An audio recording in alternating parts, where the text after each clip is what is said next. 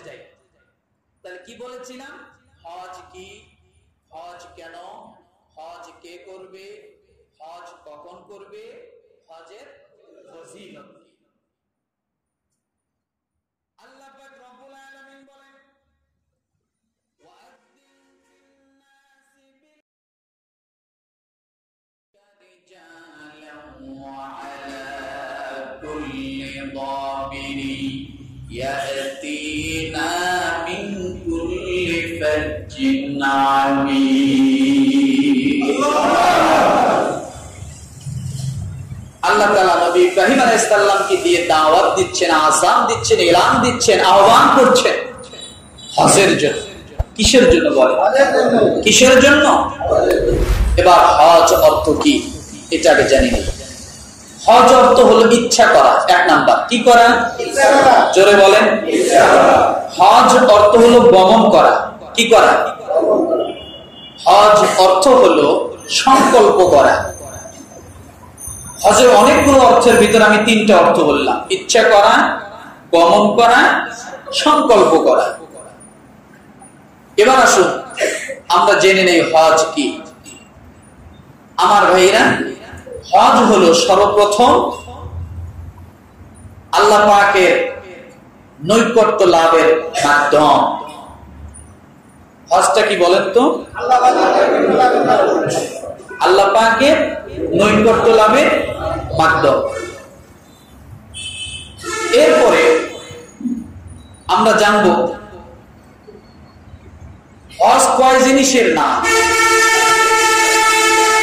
কয়টা জিনিস, কয়টা কাজ করলে তাকে হজ বলে।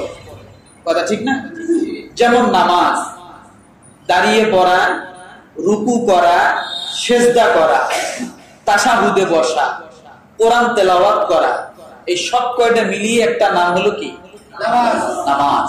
কথা ঠিক না? তাহলে হজ কয় জিনিসের মাধ্যমে হজ বলা হয়, হজ নাম চলে আসে? 5 জায়গায়, মনে রাখেন, এটা মনে রাখতে হবে। 5 জায়গায় 5 দিনে 9 কাজ করাকে হজ বলে। মনে রাখেন তো, আমার সঙ্গে বলেন। 5 জায়গায় 5 দিনে 9 কাজ করাকে হজ বলে। সুবহানাল্লাহ বলে। আমার ভাইরা, 5টা জায়গা হলো কোনটা? মিনায় অবস্থান করা, আরাফার ময়দানে, মুজদালিফা, জামারাত এবং বাইতুল্লাহ তাওয়াফ করা। এই 5টা কাজের নাম হলো হজ। দ্বিতীয় নম্বরে 5 দিন কোন দিন? জিলহজ মাসের 8 তারিখ, জিলহজ মাসের 9 তারিখ, জিলহজ মাসের 10 তারিখ, জিলহজ মাসের 11 তারিখ, জিলহজ মাসের 12 তারিখ। এই 5 দিন অবস্থান করাকে হজ বলে। কয় দিন? 5 দিন। এই 5 দিনের কর্মকাণ্ড যা আছে সবকিছু হজের অন্তর্ভুক্ত। আমার ভাইরা, বাকি 9টা কাজ, এই 9টি কাজের মধ্যে 3টি কাজ হলো ফরজ। 1 নম্বরে ইহরাম বাঁধা হলো ফরজ। দ্বিতীয় নম্বরে আরাফার ময়দানে অবস্থান করা হলো ফরজ। তৃতীয় নম্বরে তাওয়াফ করা, এটা হলো ফরজ। এটা হলো কি? তাহলে 9 কাজের মধ্যে 3 কাজ: ইহরাম বাঁধা, আরাফার ময়দানে অবস্থান করা, আর কি?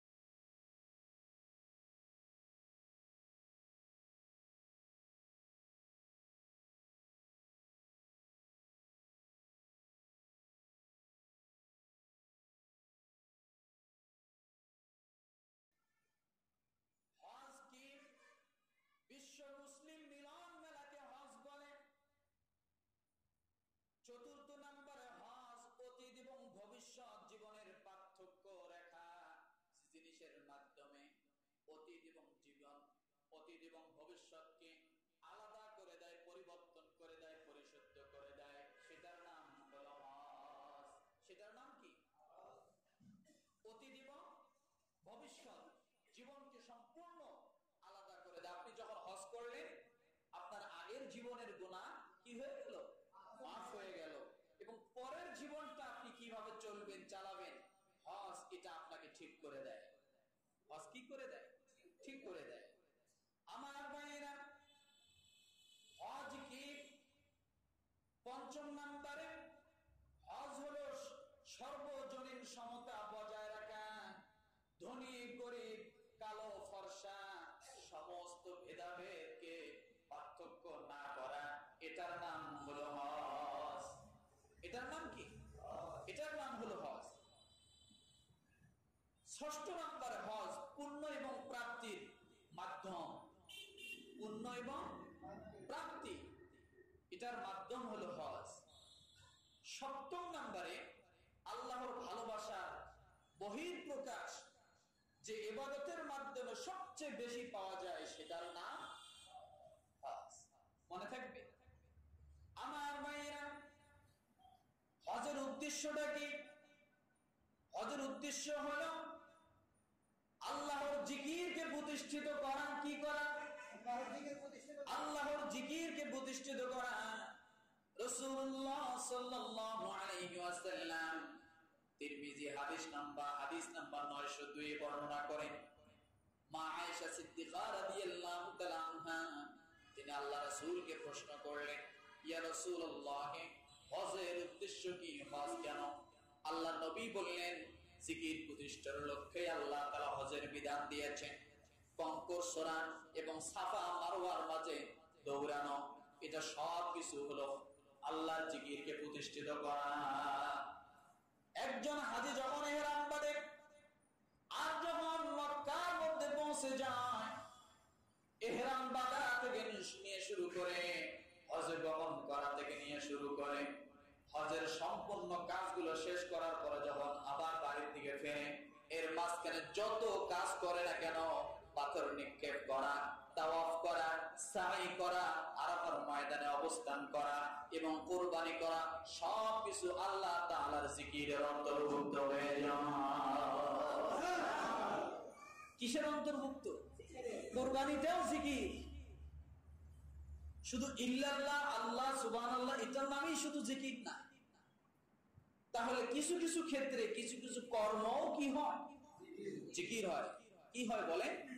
জিকির হয়। রব্বুল আলামিন যেমন বলেছেন, ইয়াশহাদু মানাফিআ লাহুম ওয়া ইয়াযকুরুসমাল্লাহি ফি আইয়ামিন মা'লুমাতিন আলা মা রাযাকাহুম মিন বাহিমাতিল আন'আম। কুরবানিতে তোমাদের জন্য জিকির, তোমাদের জন্য কল্যাণ রয়েছে। কি রয়েছে? কল্যাণ রয়েছে। আপনি মসজিদে আসছেন, এটা জিকির। উযু করেন, এটা জিকির। কাউকে সালাম দেন, এটা জিকির। ডান হাতে খাবার খান, এটা জিকির। এইরকম ইসলামের যত কাজ আছে, সমস্ত কাজগুলো যখন যেখানে যেভাবে আমল করেন না কেন, সবগুলো আল্লাহর জিকির প্রতিষ্ঠিত হয়ে যায়। কি প্রতিষ্ঠিত হয়? সব আল্লাহর জিকিরে প্রতিষ্ঠিত হয়ে যায়। আমার ভাইরা, এই জন্য রব্বুল আলামিন বলেন, ওয়াযিন ফিন-নাসি বিল-হাজ্জি ইয়াতুকা রিজালান ওয়া আলা কুল্লি দামিরিন ইয়াতিনা মিন কুল্লি ফাজ্জিন আমিক। সূরা হজ আয়াত নাম্বার 27। কত? 27। ইব্রাহিম আলাইহিস সালাম যখন কাবা নির্মাণ পরিসমাপ্তি ঘটালেন, কাবা যখন নির্মাণ সম্পূর্ণ হয়ে গেল, তখন আল্লাহ বলেন, ইব্রাহিম পাহাড়ে ওঠো। পাহাড়ে উঠলেন। এবার রব্বুল আলামিন ডাক দিয়ে বললেন, ইব্রাহিম তুমি আহ্বান করো, আযান দাও হজের জন্য। ইব্রাহিম আলাইহিস সালাম বলেন, আল্লাহ আমি হজের জন্য কাদেরকে ডাকবো? এই মরুভূমি প্রান্তরে কোনো মানুষ নাই। কাদের জন্য আমি আযান দিব? রব্বুল আলামিন বললেন, ইব্রাহিম, আযান দেওয়ার দায়িত্ব তোমার, আর মানব, জিন এবং ইনসানের কানে পৌঁছায় দেওয়ার দায়িত্ব আমি আল্লাহ। কার দায়িত্ব? রব্বুল আলামিন সেই কথা বলেন। এবং মানুষের মধ্যে হজের ঘোষণা দাও, তারা তোমার কাছে আসবে পায়ে হেঁটে এবং দূর দূরান্তের পথ অতিক্রমকারী উঠে পিঠে সওয়ার হয়ে, যেগুলো দীর্ঘদিন পর্যন্ত চলার কারণে অসুস্থ হয়ে যাবে, তারা এইভাবে পায়ে হেঁটে উঠে সওয়ার করে বিভিন্ন ভাবে তারা এই হজের জন্য তারা আসবে, আমার হুকুম পালনের জন্য আসবে। তোমার কাজ হলো দাওয়াত দাও, তুমি দাওয়াত দিয়ে দাও। তাহলে হজের জন্য আহ্বান, এটা আল্লাহ তাআলা কার মাধ্যমে করালেন? জোরে বলে, ইব্রাহিম আলাইহিস সালামের মাধ্যমে করালেন। এবার শুনো, এই গেল হজ কি। এবার আসছে হজ কেন? কি আসছে বলেন? এবার আসছে হজ কেন?